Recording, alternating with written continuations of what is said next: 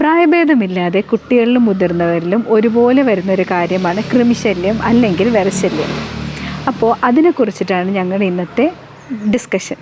Hello, ഞാൻ doctor Arya Rameshan എണ്ണക്കാത്ര. Hi, ഞാൻ doctor ചിത്തിരാമ്പു എണ്ണക്കാത്ര. എല്ലാവർക്കും അറിയാം, രാത്രിയാകുമ്പോൾ മലദ്വാരത്തിൻ്റെ അവിടെ ഭയങ്കര ഒരു ചൊറിച്ചിൽ വരുമ്പോഴാണ് നമ്മൾ ഈ വിര അല്ലെങ്കിൽ കൃമീനെയൊക്കെ കുറിച്ച് ചിന്തിക്കുന്നത് തന്നെ. ശരിക്കും അവിടെ എന്താ സംഭവിക്കുക എന്നറിയോ? രാത്രിയാകുമ്പോൾ ഈ പിൻവേംസ് എന്ന് പറഞ്ഞ വേംസാണ് പുറത്തേക്ക് വന്ന് മലദ്വാരത്തിൻ്റെ അവിടെ അത് മുട്ടയിടുന്നു. നമ്മളറിയാതെ നമ്മളവിടെ ചൊറിയുമ്പോൾ നമ്മുടെ നഖത്തിൻ്റെ ഇടയ്ക്കൊക്കെ ആ മുട്ട കയറുകയും പിറ്റേ ദിവസം നമ്മൾ ആഹാരം കഴിക്കുമ്പോൾ ആഹാരത്തിൻ്റെ ഒപ്പം ഈ മുട്ടയും കൂടെ നമ്മൾ ഉള്ളിലേക്ക് പോണത്.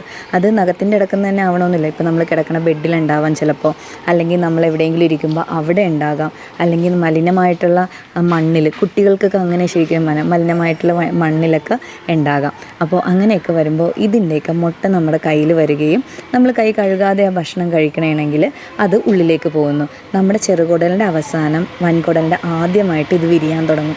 അങ്ങനെയാണ് നമുക്ക് ഈ ഒരു പിൻ വേം ഇൻഫെസ്റ്റേഷൻ, അല്ലെങ്കിൽ ഏത് വേണമെങ്കിലും ആകാട്ടോ, റൗണ്ട് വേം ആകാം, ത്രെഡ് വേം ആകാം, അതൊക്കെ ഹുക്ക് വേം, ഇതൊക്കെ ഇതിൻ്റെ ക്ലാസിഫിക്കേഷൻസിൽ വന്നതാണ്. ഇത് പിൻവേം പുറത്തേക്ക് വന്നതുകൊണ്ടാണ് നമ്മൾ കൂടുതൽ അത് കാണാൻ പറ്റുന്നത് കേട്ടോ. അപ്പോൾ ഇതാണ് ശരിക്കും നമ്മുടെ ഉള്ളിലൊരു വിരശല്യം വരുമ്പോൾ സംഭവിക്കണം ഈ ഒരു സൈക്കിളാണ്.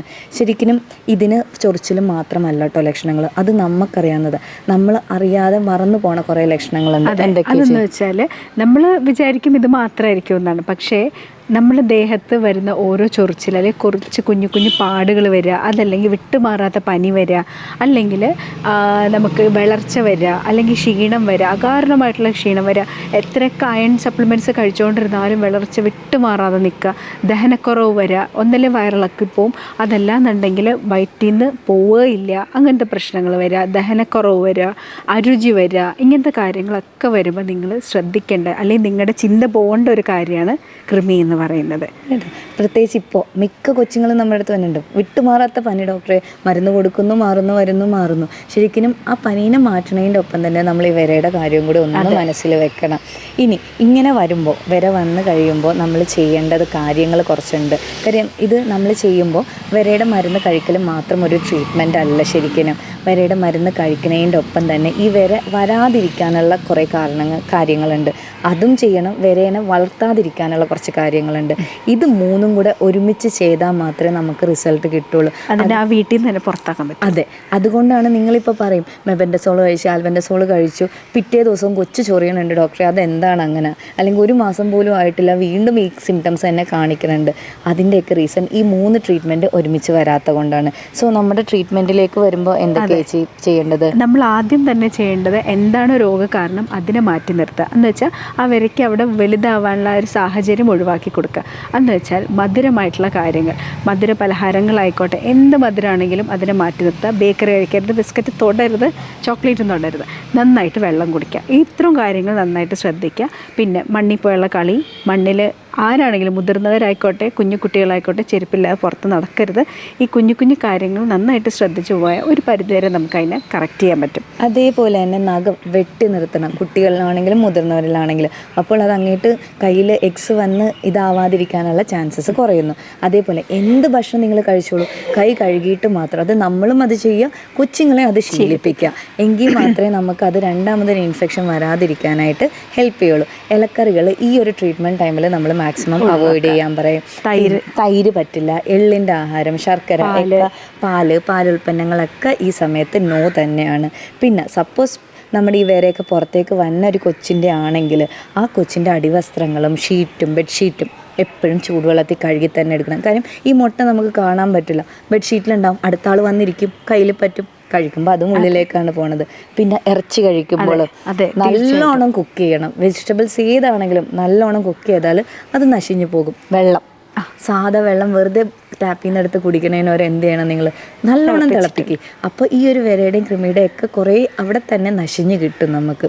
അതിൻ്റെ ഒപ്പം നമുക്ക് ട്രീറ്റ്മെൻറ്റും കൂടെ ചെയ്യാം. കുറേ കഷായങ്ങളുണ്ട് ആയുർവേദത്തിലേക്ക് വരുമ്പോൾ. നിർഗുണ്ടി കഷായമുണ്ട്, കൃമികൂടാര രസമുണ്ട്, കൃമിജ്ഞവടിയുണ്ട്, പിന്നെ കായം ഉള്ള സാധനങ്ങളൊക്കെയാണ് നമ്മൾ പറയണം. കാരണം ഇതിന് കയ്പ്പ് രുചി ഉണ്ടെങ്കിൽ ഇത് വളരില്ല.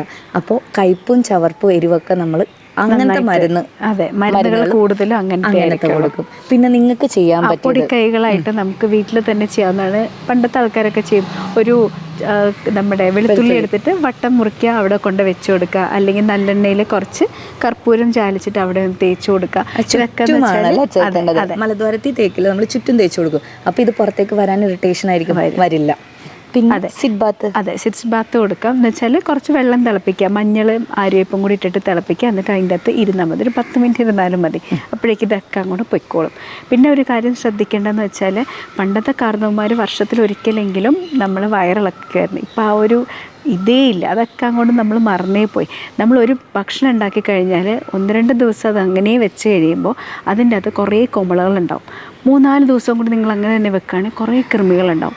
സെയിമാണ് വയറിൻ്റെ അകത്തും. എന്ന് വെച്ചാൽ വയറിൻ്റെ അകത്ത് നമ്മൾ അന്നന്ന് കഴിക്കുന്ന ഭക്ഷണം അന്നന്ന് പോയില്ല എന്നുണ്ടെങ്കിൽ ഒരംശം മതി അത് അവിടെ ഇരുന്ന് കൃമികളുണ്ടാക്കും. അത് മതി നമുക്ക് ഈ പ്രശ്നങ്ങൾ ഉണ്ടാവാൻ. അതുകൊണ്ടിട്ട് ശോധന കൃത്യമായിരിക്കണം, കുട്ടികളിൽ പ്രത്യേകിച്ചും. പിന്നെ ചെയ്യുമ്പോൾ ഒരാൾക്ക് മാത്രം ഒരു വീട്ടിൽ ചെയ്തിട്ട് കാര്യമില്ല. കുട്ടികളുണ്ടെങ്കിൽ ചിലപ്പോൾ നിങ്ങൾ 2 കുട്ടികൾക്കും കൊടുക്കും. അത് മാത്രം പോരാ, വലിയവരും ഈ ഒരു ടൈമിൽ തന്നെ മെഡിസിൻ കഴിക്കണം. എങ്കിലേ നമുക്ക് ആ ഒരു ഫാമിലീനെ ഫുള്ളായിട്ടും ഇതാക്കാൻ പറ്റുള്ളൂ.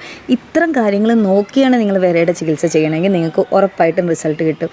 ഇല്ലാതെ മരുന്ന് മാത്രം കഴിക്കൽ മാത്രമാണെങ്കിൽ എന്തായാലും റിക്കറൻസ് വന്നിരിക്കും. കാര്യം നമ്മുടെ ലൈഫ് സ്റ്റൈൽ ഇപ്പോൾ അങ്ങനെയാണ്.